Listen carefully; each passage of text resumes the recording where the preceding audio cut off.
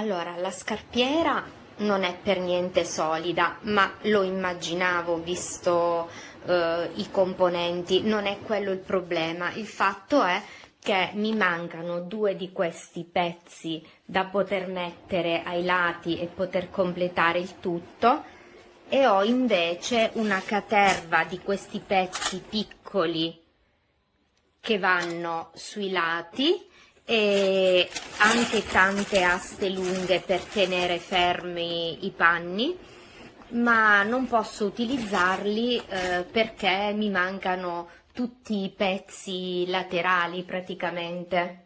Vabbè, pace, vuol dire che non ve la consiglio.